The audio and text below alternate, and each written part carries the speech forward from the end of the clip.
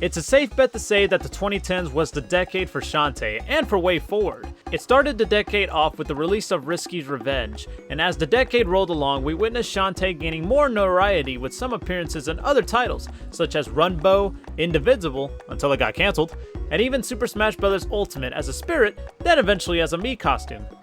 It was a safe bet that Way Forward had something within the series, as Shantae became the de facto mascot for the company.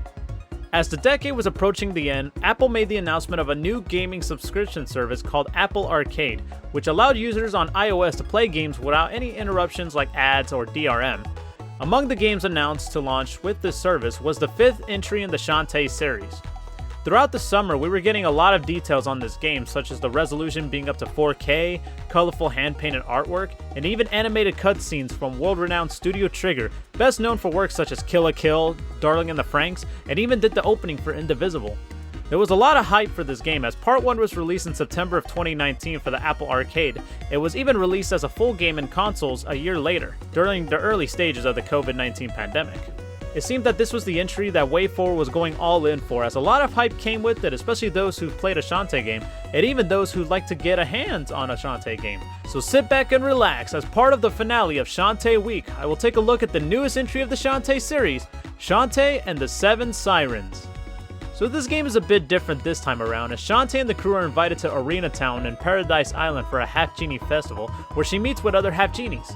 During a performance in the festival, all but Shantae have disappeared.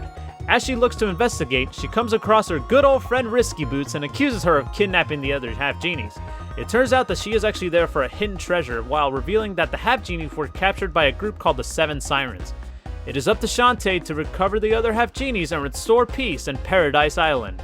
The gameplay returns to the old Metroidvania style from the early entries. Jump, climb, swim, and whip your hair as tradition. You also gain more items throughout the item shop that once again can be upgraded. I mean, stop if you haven't heard this before. The world map is fully connected, unlike those action stages from Half-Genie Hero where you explore and find any secrets and passages. The transformations are once again back, but have a different twist this time around as you turn into a different animal, such as a newt that lets her dash, to a squid that gives her extra jumps, which can be useful to reaching new heights, but also a new feature called the Fusion Magic, that allows Shantae to use the creature's ability with the input of a button instead of selecting it, such as reviving an old machine or discover a hidden path. Another big gameplay mechanic is the introduction of monster cards that you collect throughout the island. These cards can be stacked and used for their abilities, which adds to the replay value as you want to collect all the cards to try out different combinations, like stronger attacks or a faster movement. Graphics-wise, this is easily one of the most colorful games that has recently been released, with the island feeling so fresh and new, especially when most of the series takes place in Sequin Island. It's a breath of fresh air that actually gave me Super Mario Sunshine vibes with these levels. The cutscenes are really beautiful, and the Studio Trigger did an excellent job with these cutscenes, so much so I really hope an animated series would be in Shantae's future. Although Jake Kaufman did not return to compose the music, his style is still retained, and the team of composers for this entry did a great job making their own take on the score. While it feels like a breath of fresh air, Seven Sirens being announced as an Apple Arcade game at first all but exposed some of the issues this game had when it was released on consoles. For starters, one of the things that holds Seven Sirens back is that it feels a lot like Half-Genie Hero. The sprites and animations are recycled, which is kind of understandable as the game was released in parts, so I could see them not having any time to add new stuff, since it wasn't intended to be this huge. Even the main objective feels a bit repetitive. Find zone, defeat boss, get new ability to move on to next zone, repeat. It sucks there wasn't anything new to help shake it up like Half-Genie Hero's Magic Carpet Race or even Pirate's Curse's Run Run Ruddy Tops level. The new transformations and abilities give a mix of old and new, although some are pretty questionable, like giving Shantae a healing ability where you can get loads of hearts from enemies or from the item shop. Unless you're in a jam, it just feels like a waste. While the new characters are a nice touch, such as the Seven Sirens and the Half-Genies, it's a shame we don't have any more of them. It would have been nice to see them more often and get some background, and frankly, it just felt like they were there just to be there. Even Shantae's crew, the ones that we've known for almost 2 decades, don't get as much time in this one. Bolo and Uncle Mimic are just there, and even Sky doesn't do much compared to Half-Genie Hero. What a downgrade. So do these issues make Shantae and the Seven Sirens a bad game? Absolutely not. Sure, it doesn't reinvent the wheel for the series, but it still has the same Shantae charm with its fast gameplay, new abilities, and challenges that can be encouraging for speedrunners. The best game I can compare Seven Sirens to is Metroid Fusion on the Game Boy Advance. Both of them had different environments, but the same style of gameplay that you know and love. and that speedrunners could definitely enjoy. Maybe it's because I had Metroid Fusion in my head while I was playing Seven Sirens, but the more I played it, I realized that I was expecting more from the game, probably due to being used with each entry of the series bringing something new. But this game is still a solid entry, and it's a bargain regardless of what version you're playing.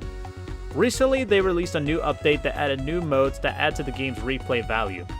At the end of the day, Shantae and the Seven Sirens is still a solid entry, but I feel it does not take much advantage of what they are given, but it still has enough variety to feel new and very relaxing and always ready to go.